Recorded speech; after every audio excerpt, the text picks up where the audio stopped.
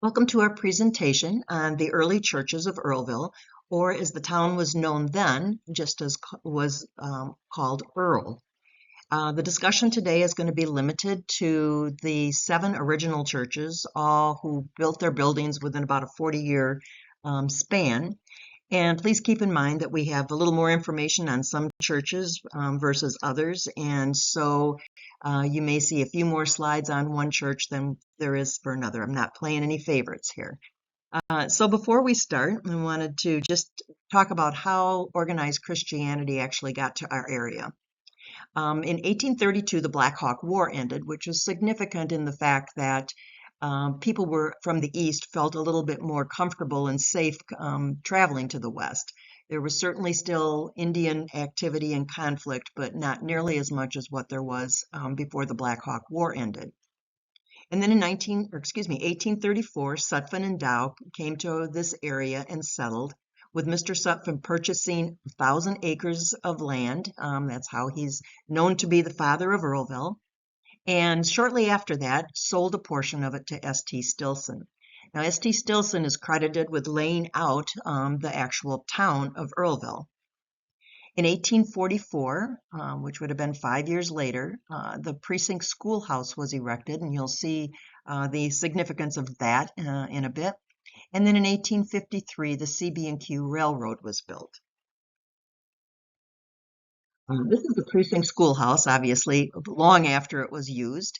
But in 1841, the Carter family donated land on what we now know as the Harding Blacktop as a burial ground, which we now call the precinct cemetery.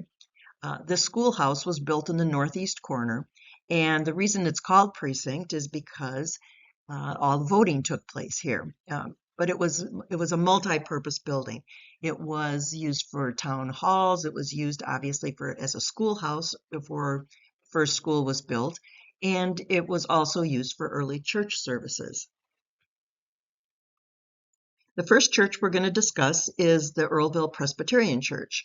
It was organized by Reverend John Fleming in 1852 at the home of Joseph McGregor, with just 10 members, and the first services occurred in that very schoolhouse that we just looked at.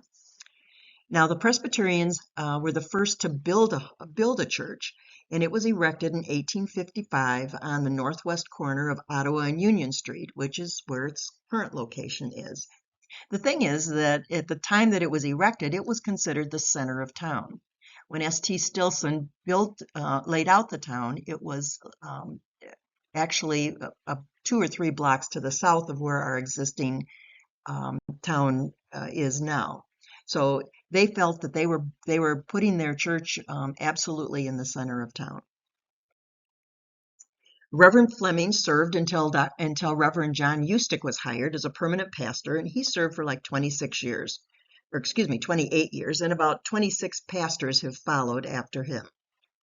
The first parsonage was owned by Reverend Eustick, not the church, and it was located to about 3 homes to the west of the current church. Now, when you think about that, you can't think about it as homes because this was all open prairie at the time. So he had this home with this huge yard, lots of produce gardens, lots of fruit trees, which they used to supply a lot of the poor families in town. Kind of an interesting thing was that he had a tiny spring in the cellar of his home, and they boxed it in and formed a refrigeration unit in it.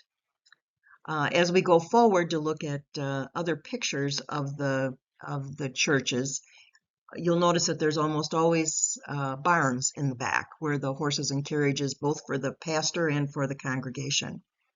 Now, this shows the interior of the original church, and I just love the simplicity of this. This is in 1862, the building was changed and enlarged. So the steeple looks a little different. The bell tower looks different. The current sanctuary, the church that we know today, is still located in part of this building. The picture to the right is the interior in 1908, obviously during a Christmas service. So there were a couple parsonages that were, or homes for the ministers that were mentioned in some of our research. This home right here is on the southeast corner of Church and East Street, and it was probably from the early 1900s. The house actually faces Church Street, with the East Street running on the right side of the house. I do know that this home was torn down, another one up, put up, and then eventually torn down for the Lutheran parsonage. And then in 1923, the church was further remodeled and this beautiful pipe organ was installed. In 1948, the church purchased this home, which would be about three homes to the north of the church, and to use as their parsonage. And this home still stands if you drive by it on Ottawa Street.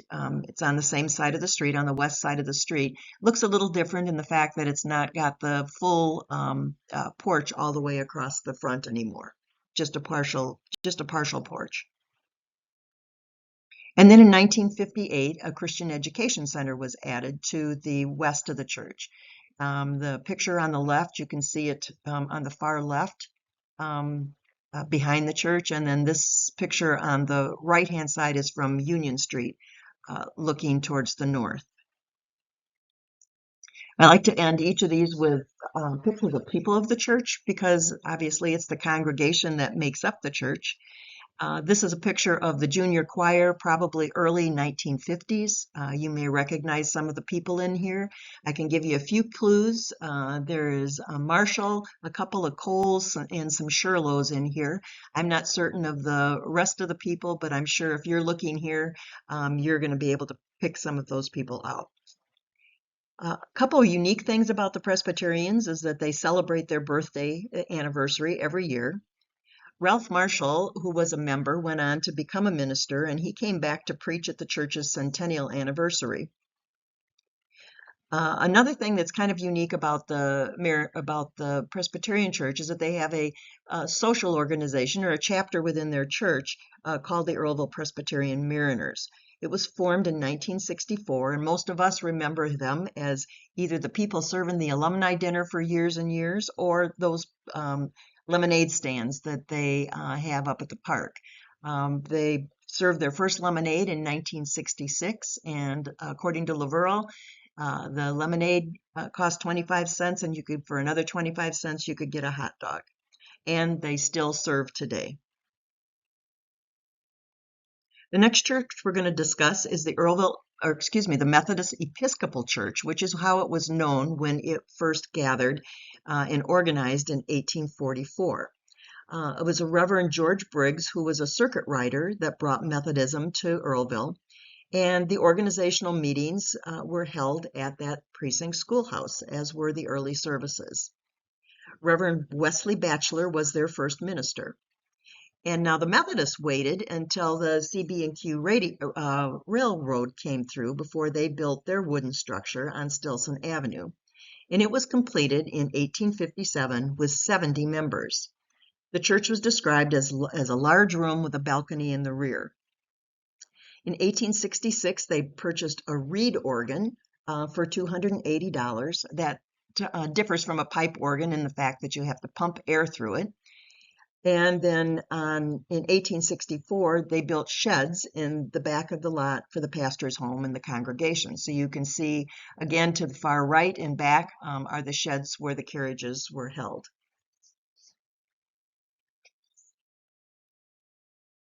In 1858, the first parsonage was built by Reverend Gage, and it was on the south side of the church, and it later sold for $500. The picture that you see on this slide is actually the second parsonage, which was purchased in 1891, and it was on the north side of the church. And it was purchased for $1,800 in 1891. Now, in 1904, volunteers removed the old wooden structure and a new brick building was erected. They met on Sunday afternoons in the Presbyterian Church while the building was occurring. That new building cost $7,500, and the stained glass windows were given in memory of family members or as gifts to the church. The dedication occurred in 1905, and all the money was raised before the end of the day, which left the church debt-free. The church is beautiful from the front and was often used as a backdrop for many group photos. We have this one, but we have no idea, it wasn't labeled, and we have no idea what the group was that was standing in front here. They all seem to be dressed similarly, women and men, many of them in white.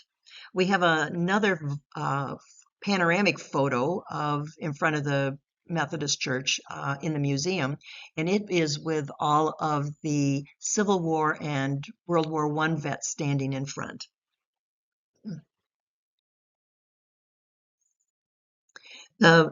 This picture I wanted to put up because you can see houses on the right and on the left, assuming that the house on the right was the original parsonage, and then the house on the left was the later parsonage.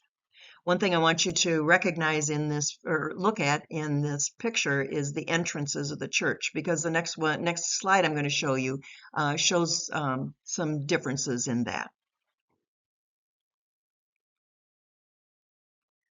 So in 1957, the entrances were closed, and in 1967, the church purchased the lot to the south of the church and moved that house to make room for a parking lot.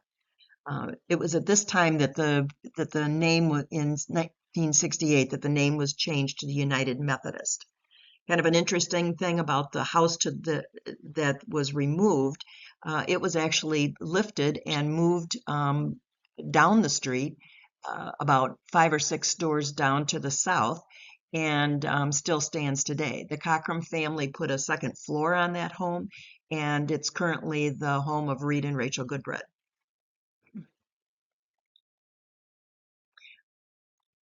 In 1921, the church purchased their first pipe organ, which you can see to the left in this photo.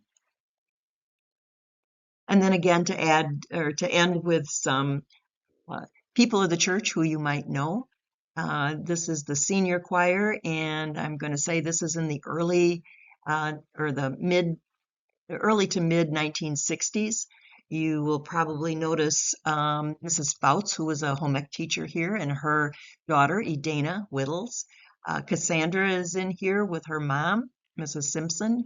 Ida Wold, who was the organist for many, many years in the Methodist Church, is located on the right. Mrs. Fisher is in this photo. A couple of Thayer boys and their mom. Jean Wolfe, I believe that's a Montooth girl, maybe a Dilbeck. But again, no labels to this, but those are just our recollections. Interesting thing before we move on to the German Lutheran Church is that in 1965 the membership in the Methodist Church was 232, and the Sunday school enrollment was 182. So now we're going to move on to the German Lutheran Church. And why was it called that? It was called that because there were 11 families of German descent that actually organized this church. The first church services took place where? In that precinct schoolhouse that we talked about earlier. And in 1869, the church was dedicated. It cost $1,850 to build, and each family was asked to pay $100 towards the building fund. William Widener mortgaged his farm to pay off the remaining debt to leave the church debt-free. Now, some of the names that were associated with that original church include Kaminke, Gray, Widener, Budak, and Gast. I'm sure those are all familiar names to you, and many of them are still members of the church today. In 1878, Reverend Emil Knapp was the first resident pastor. And at the time, East Street, that is where the church is located, East Street ended from the north. It ended in front of the church. It wasn't until many years later that East Street was extended all the way to Union Street. Now, the research says that the first parsonage for the church was located on Union Street. I'm not we don't have any indication as to where on Union Street or what the house looked like, but that's what it said for 1879. And in 1884, that parsonage was sold and a new one built next to the church. And this is a view of that. In 1904, the new church was built at a cost of $9,000, which included the lot, the building, the furniture, the equipment, and the bell. And at the same time, within about 10 years, the parsonage was rebuilt and enlarged. These are early pictures of the interior of the church. I believe the one on the left is an earlier picture than the one on the right. However, we don't have any dates on either one of these. It was in 1915 that the pipe organ was installed, and I asked one of the parishioners where I can't see it. Where was it at? And they said that it was located on the side of the church, not in the front, as with the Presbyterian and the Methodist. Excuse me.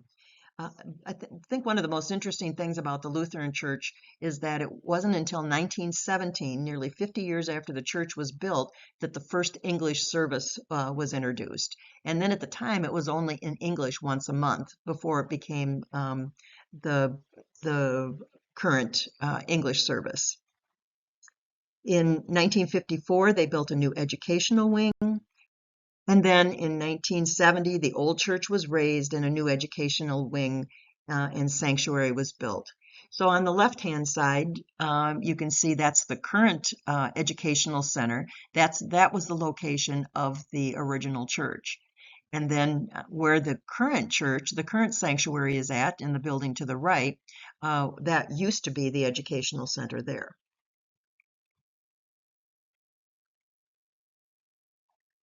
The church also started a weekly preschool in 1992, which is interesting this week because they just announced after 32 years the closure of that preschool. They, provided a wonderful service for many, many years. Cliff Emmel made and donated much of this furniture that was for that program. And here we are with some more people of the church. This is a senior choir. I'm going to say probably in the very early 1970s or very late 1960s, based on the people in this photo. In here you'll find Elaine Olson and the Wideners, the Swensons, Marilyn Hanley and her mom, Mrs. Cuckoo, Fritz Kaminke, Mark Gast, Susan Gass, Mrs. Baird, Deanna Mooney, Mrs. Yabsley, Jackie Thompson, Lynn Swanson, Colleen Malley, and others that maybe I can't identify. But Otto Kreider was the minister that was here for the longest period of time. I think he served for 24 years. And Kent Swenson, who was also in this photo, went on to seminary and became a minister. These next few are ones that you're probably not so familiar with. The first one that we're going to discuss is the Universalist Society of Earlville, which was organized at the home of Charles Munson in 1867, and their services occurred in Robinson Hall. Now, Robinson Hall was located in the upper floors of the businesses on Railroad Street on the north side. The first board of trustees included names like Cyrus Powers, Thomas Perdue, Charles Munson, A.C. Burlingame, Russell Kane, Chauncey Todd, and George Norton. Now, S.T. Stilson, who we talked about previously, was also a member of this church, and he donated a lot on the northeast corner of Ottawa and Church Streets for the building of the church, plus $100 to the building of the church on the condition that the other $4,900 be raised by the parishioners. So in 1870, this double-spired house of worship was finished and dedicated to the tune of $15,000. There was a debt of $8,000, which was raised and paid for by 200 people within 5 years. Their first preacher was Reverend Ralph followed by 13 other pastors, which included Earlville's first woman pastor, Mary Graves. And that was one thing about the Universalist Society, is that they were a very progressive church. They were staunch abolitionists, and they also were very much for the rights of women. They often they often had women in very responsible roles within the church, which is pretty much unheard of back in the 1800s. Now, this is an interesting picture. This is looking southeast on Ottawa Street, you can see the Universalist Church on the right-hand side, and then in the background you can see the Lutheran Church back on East Street. Again, you can see, there weren't all the houses, there weren't all the streets. So, but I thought this was really a cool picture to show the how large the Universalist Church was. This is really poor video, or excuse me, a poor picture, but it does show the interior of the church. And the reason I put it up here is because the Ladies' Society of the Universalist Church was very active. They organized socials, fairs, dramatic entertainment, and they pretty much promoted social interaction with everyone in the village, as opposed to just within their church. Unfortunately, after 1908, they were unable to secure a minister, and their congregation was dwindling. So the church was put up for sale in 1913. This is a very sad picture of the church being torn down. But a couple interesting things about that is that Adam Weiss, who you may know as Mary Feld's father, or Jim and Bill Feld's grandfather, who was very active in the Catholic Church, he purchased the bell from the Universalist Church and donated it back to St. Teresa. And the building and the property was purchased by Robert Strong Sr., who it was rumored or speculated that he was going to turn over the church to the Presbyterians. That didn't happen. Instead, he tore down the structure and used the bricks to build his new home on the north side of that lot. And this house still remains, and you'll see a picture of it just to give you some perspective. So this is a house that sits on that lot now, on Ottawa Street, on the the northeast corner of Church and Ottawa. This is the house of the McWade family, and this is also the house that was built by Robert Strong Sr. using the bricks of the Universalist Church. Now, as you look at this house to the right, you'll see that there's like a half of an empty lot. And so when you drive by, try and imagine that huge church on this corner property. Now, this is the only picture of people that we have of the Universalist Church, and it was taken in 1898, and I don't know one person in there. But if you have a family member that you know attended this, and they were about 5 or 6 years old in 1898, I'm guessing they're probably in this picture. There were two churches that were built on the north side of the tracks, and one of them being the Congregational Church. It was organized with 10 members in 1867 to 1868 at a meeting in the Dupee Hall, which several of you may remember was the Oddfellows Hall, or it was a hall on the second floor of the businesses on Railroad Street, but on the south side of the street. Their first pastor was Reverend C.S. Harrison, who was a very outspoken man. There were lots of articles in the Earlville Leader that he had written disagreeing with the whole women's suffrage movement. Matter of fact, his wife was fairly active with that group, was elected president, and he forced her to give up that role, and because of his feelings about the women's suffrage movement. So in 1870, a new building was dedicated, and this is located on the northwest corner of North and 3rd Street. So North Street is the street that goes out of town to the west and eventually north towards Pawpaw.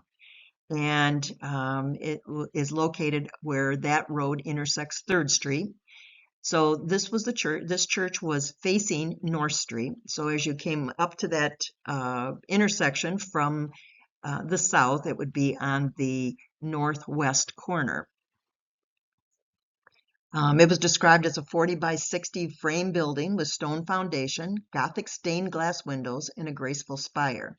William Mann financed much of this project. I'm just amazed at the detail and of each of these churches that were built, especially those that were built later on. Some of the names of the people who were involved in the Congregational Church include Dupee, Seeley, Wilcox, Lynn, Mann, and Chapman. We only have a couple of slides about this church. This is the interior of the church on the far left.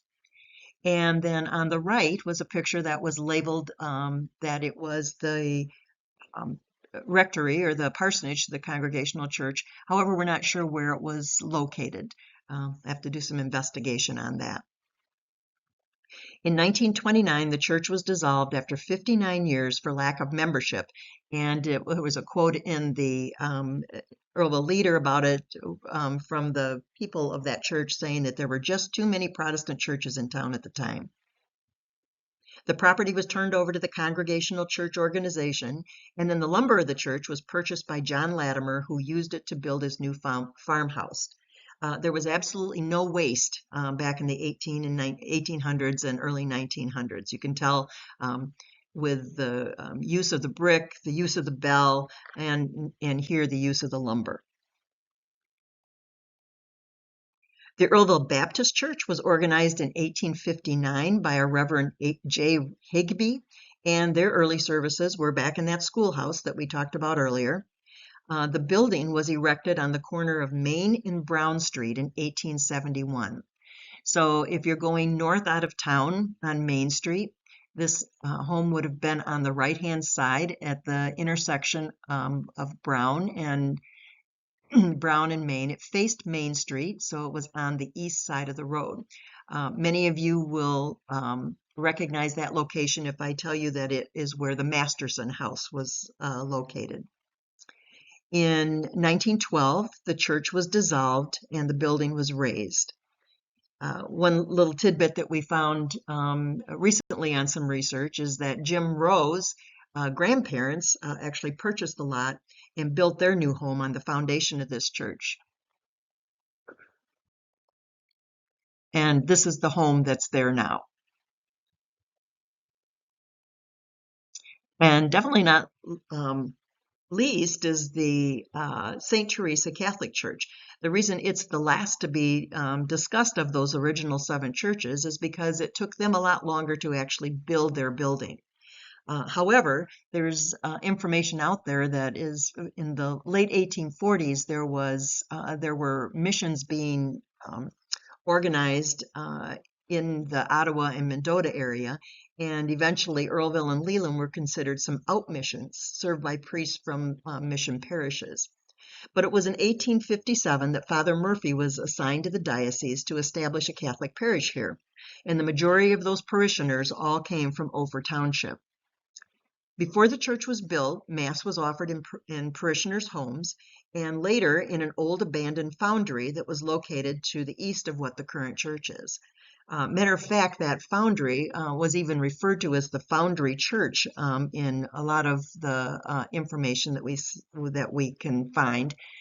However, we can't find any information about when that foundry was actually not abandoned and a working foundry. So this was to be the location of their new church, but then that never happened. The Foundry Church, as it was known, was sold to Thomas McKinney and taken down and used for tenant houses. Again, the ultimate recycler, right? In 1863, Reverend Thomas O'Farrell purchased a lot which was a block west of the church's location, or that foundry location. The foundation was dug in anticipation of a new church. This is in 1863. However, the church was not completed until 1878 because of financial difficulties. The original plan was to erect a brick church, but obviously that never happened. So this church is again in the same location as the current church. In 1892, a storm severely damaged the church and it had to be rebuilt. The new structure was completed in 1903 with a pipe organ and 11 new stained glass windows that were donated in memory of family members or as gifts from different parishioners. The cost of the rebuild was $2,600. And the Earlville leader was invited to come and tour the church after this renovation. And wrote an entire article about the beautiful new paintings throughout the church and the beauty of the 11 new stained glass windows. At the time, they were raising money for a new pipe organ under the supervision of their choir leader, Adam or A.P. Weiss. Again, he was the one that bought the bell and donated it to the church. In 1904, the church was officially proclaimed a parish with Father Patrick Sheridan as the first resident pastor. And then in 1906, the rectory was built and it still stands. 1923, Father Sheridan died and Father Henry Hahn was named and would remain the pastor for 40 years, the longest serving priest at St. Teresa.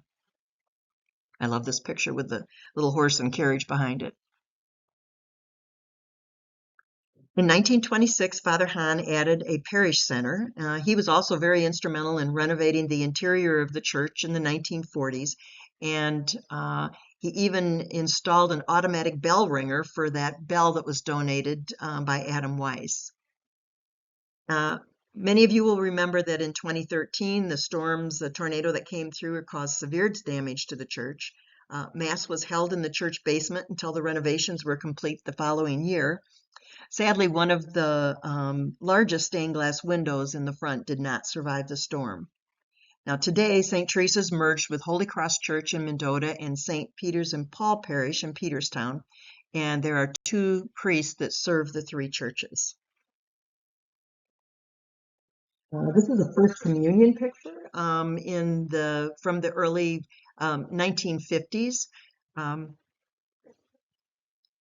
The only thing I can tell you is that Anna Swenson is in this picture, and I'm not going to reveal her age, so you can only use your own imagination and the people that were in her class and figure out who were the other little 5- and 6-year-old first communicants that were in this picture. In members of the St. Teresa Church who went on to become priests included Archbishop John Myers and Father Joe Corll. Now we'll end with a couple of churches that were added later. In 1959, the Earlville Baptist Church organization purchased the Oak Leaf Cafe and Tavern east of town from Carl Bader. This 2-story brick structure was located probably where you know Whitaker Salvage to be now, and it was in a church until 1991 when it was dissolved and transferred all assets to the new church called the Faith Baptist Church, and that new location was on Winthrop Street next to the post office. There were no, there were no entries after 1994. And then there was the Friendly Welcome Baptist Church, which was organized in 1961, and Reverend Richard Pike was the pastor there for 30 years. It closed in 1992. The future of our local churches, we probably need to discuss that a little bit. We are so thankful for the 4 churches that have remained the test of time in the community. But the struggle is real for all these churches. They've got decreasing membership, financial difficulties, and very few young people that are among the members, which of course challenges the future of all those churches. We hope that you have learned something from our presentation today, and we again thank you for joining us, and have a good day.